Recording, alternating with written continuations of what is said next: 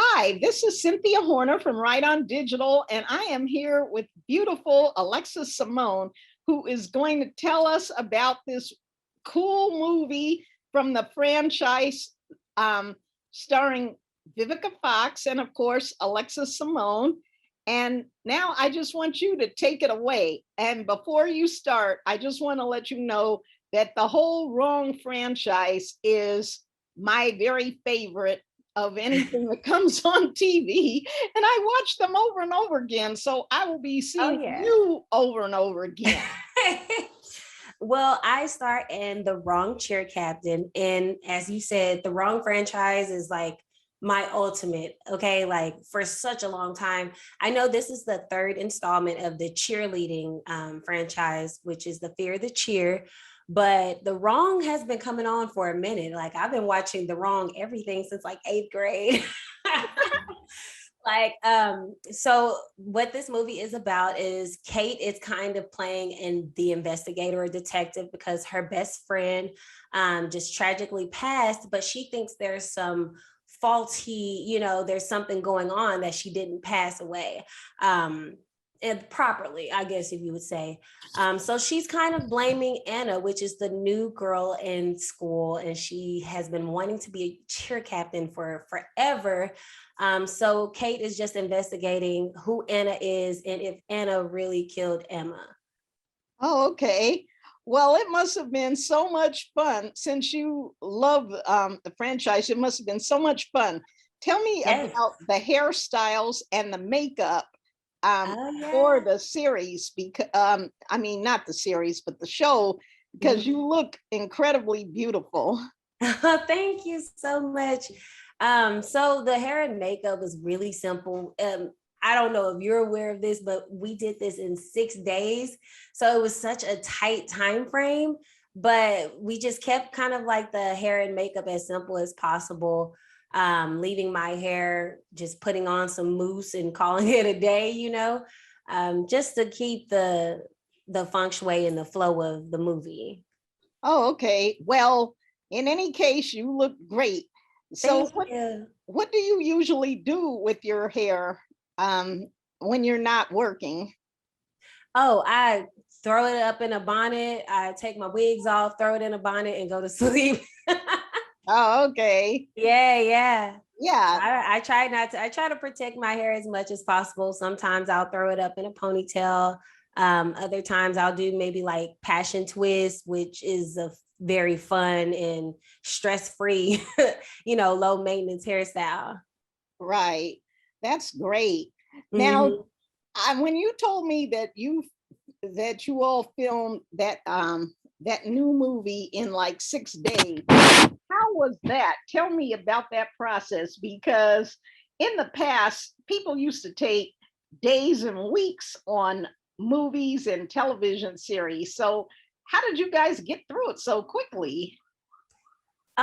You know what? It was really a team effort. That was the quickest that I've ever done it. And that was the best part. What I enjoyed most about filming it was the time frame. Actually, it was a challenge for me because it was so many, lines and so many scenes and everything. We had to do it in such a small time frame. But that's what made it fun is because just like you said, it takes weeks and sometimes months to get done with a film, and a lot of the times actors and actresses, they're just sitting around waiting.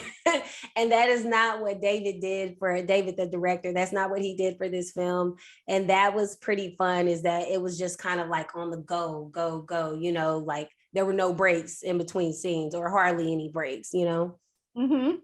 And it must have been so cool working with Vivica Fox. She is just so amazing. I like to watch her in every movie just to see what hairstyle she's rocking, what Mm-hmm. clothes, what makeup, and everything, So give me a little Vivica Fox story. Man, Vivica is so fabulous. Like I want to live my life like Vivica, okay? She was so humble, she's so cool and down to earth. And I mean, the hair and the makeup, as you see it, on TV, it's slayed it like that in person. So Vivica gave me a lot of good tips and just like introductions, a good introduction into this film world. So she told me how to cry on cue, because as you've seen, like it's 6 days. So we had to film this in such a small time frame that we didn't really have like lots of time to just sit there and get into like the way that I act. I do method acting. So I have to actually get into that frame of mind. And she was like, girl, get some wine, get a bottle of water, throw it back, and you'll watch the waterworks come out. And she was so right. Like I was like, yes, Vivaca. She's so sweet though. Yeah. Wow. That is just so incredible. Now tell Mm-hmm. me, in addition to this movie, which comes out this week, you've been doing a lot of other projects. So can you talk about a few of the things that you're doing? Because you are really starting to take over. Yeah, no, it's fun. It's such this year has definitely been a spin for me, especially coming from last year, with the pandemic, everything just started happening this year. I just had a project last week come on, or this past Saturday come on Lifetime as well, called Do You Trust Your Boyfriend? And that is directed by, oh, excuse me. Oh my gosh, I'm having a brain fart. But that one was Do You Trust Your Boyfriend? That came on Saturday. And that kind of started off with this whole Fear the Cheer, which is coming out this weekend. And Right. then I have another project coming out in October, or not coming out. We start filming in October. Is that also for Lifetime or is that for a different network? That is for a different network. I know they're trying to shop that around to a certain network. So I'm fingers crossed that you'll see me again Oh, okay. come I am before the going end to of the keep my year. fingers crossed. And the film that you just had come on the other day, I didn't get a chance to see it yet, but I'm going to be watching it. And back in the day, um, we didn't have very many Black actresses or actors on television. Mhm. So I'm just grateful that we are blessed to be able to see so many of you working these days, especially since many of these projects that we're seeing are multicultural. So can you speak to that a Yes. little bit? Yes, yes. I mean, as you said, it's such a blessing to be a part of it, because even with Do You Trust Your Boyfriend, which you'll get to see that in I think it comes on again this weekend, actually. But it was very multicultural. Like the cast varied from race to race. And Ted, my director, yes, Ted did such a great job with just making me feel comfortable. And that was something that, as a person of color, you're a little bit like, how do I get into this without, changing who I am or trying to alter myself? And Ted made me feel really comfortable with just being who I am, um, Black and all. So Mhm. I'm so grateful to be a part of that. Oh, okay. Now tell me, when you go on auditions for these different projects, do you go? Well, I know some of it was probably not done in person. It might have been done virtually. Mhm.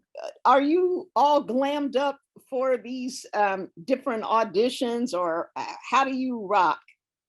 Yeah, so with each audition, it depends on really the role. So most of the time, I keep makeup simple because I don't know like exactly how they would want that, how do they want to envision the character.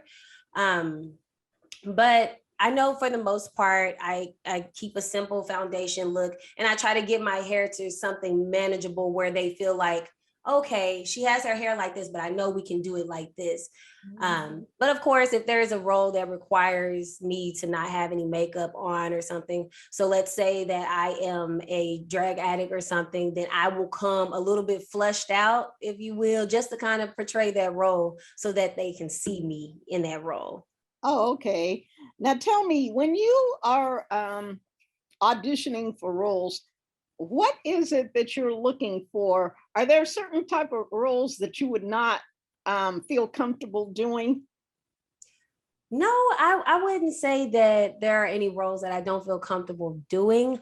I know there are roles where I try to if I feel like I'm doing too much of it. And I know, as we talked about earlier, like with Black actresses and Black actors, you can kind of get, pinned into a certain role or a certain type. I try to stay away from those types, at least if it's more than once, So if I've already had that type, I try to go for a different type of role. Like, I feel like Kate in The Wrong Cheer Captain is totally different from Angie in Do You Trust Your Boyfriend? And then my next role in October as Drea is totally different from these, past two roles that I have. So I try to just keep them varied. Now let's talk a bit about your background, because you've obviously been trained for acting. So can you talk about what it is, what steps you went through to get to where you are now? Yeah, so I started off in music. Music is my first love, my baby. I started off in music. I've been singing since I was like 7.